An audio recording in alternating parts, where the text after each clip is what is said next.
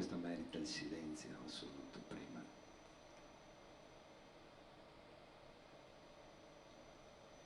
Gian Antonio Rossi.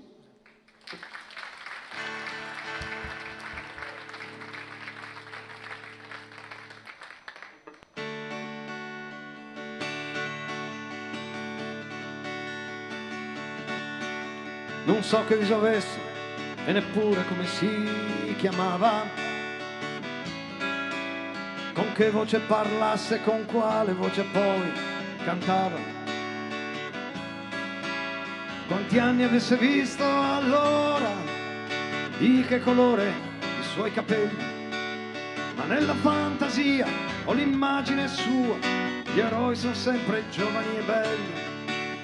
Gli eroi sono sempre giovani e belli.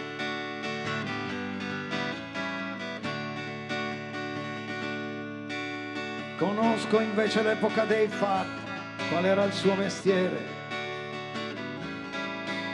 I primi anni del secolo, macchinista, ferroviere. I tempi in cui si cominciava la guerra santa dei pezzenti. Sembrava il treno anch'esso un mito di progresso, lanciato sopra ai continenti, lanciato sopra ai continenti.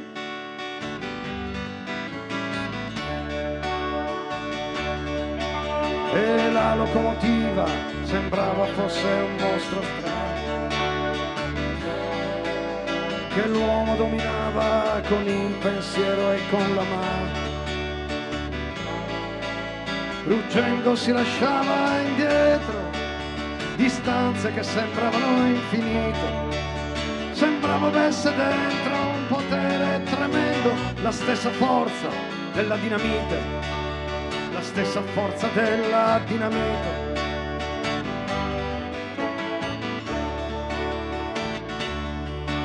Ma un'altra grande forza spiegava allora le sue ali. Parole che dicevano gli uomini sono tutti uguali, e contro ai re, ai tiranni scoppiava nella via la bomba proletaria e illuminava l'aria, la fiaccola dell'anarchia, la fiaccola dell'anarchia, la fiaccola dell'anarchia. Tutti i giorni passava per la sua stazione, un treno di lusso, lontana destinazione.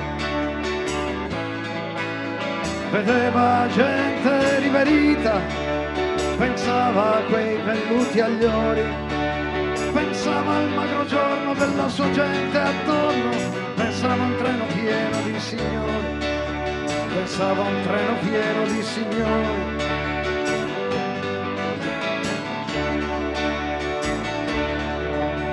Non so che cosa accadde, perché prese la decisione. Forse una rabbia antica di generazioni senza nome, che urlarono vendetta, gli accecarono il cuore. Dimentico pietà e scordò la sua bontà, la bomba sua, la macchina a vapore, la bomba sua, la macchina a vapore.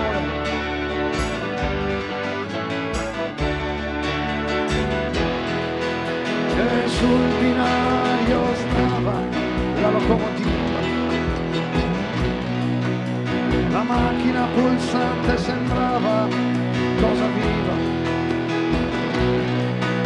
Sembrava un giovane puledro che appena liberato il freno mordesse la rotaia con muscoli d'acciaio, con forza cieca di baleno, con forza cieca di baleno.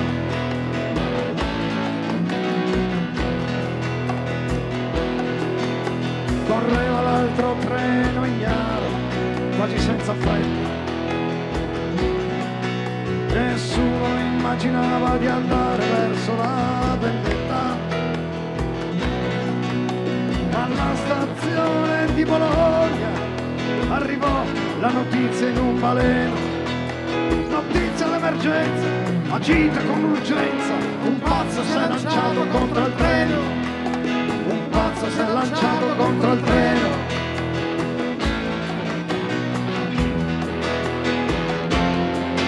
Ma intanto corre, corre, corre la locomotiva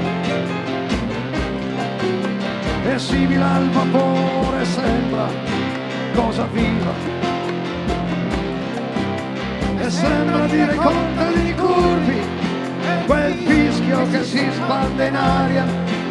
Fratello landemere che corro al mio dovere, trionfi la giustizia proletaria, trionfi la giustizia proletaria, trionfi la giustizia proletaria.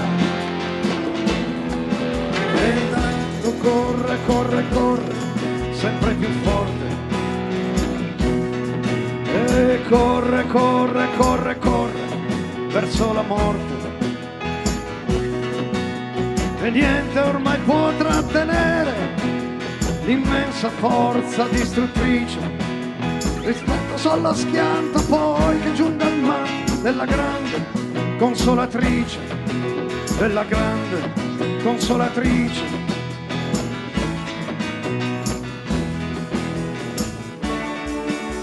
La storia ci racconta come finì la corsa,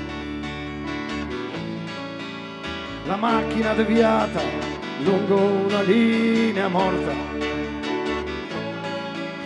con l'ultimo suo grido d'animale la macchina eruttò la piglia e lava, esplose contro il cielo, poi il fumo sparse il velo, lo raccolsero che ancora respirava, lo raccolsero che ancora respirava.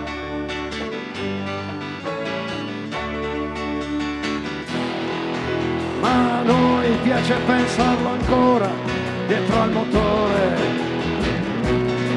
e mentre fa correr via la macchina a vapore, e che ci giunga un giorno ancora la notizia di una locomotiva come una cosa viva, lanciata bomba contro l'ingiustizia, lanciata bomba contro l'ingiustizia, lanciata bomba contro l'ingiustizia.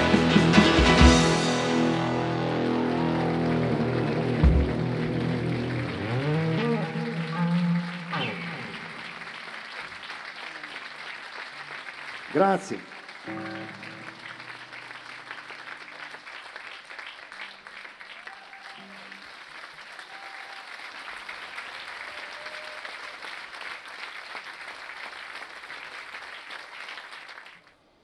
Noi avremmo finito.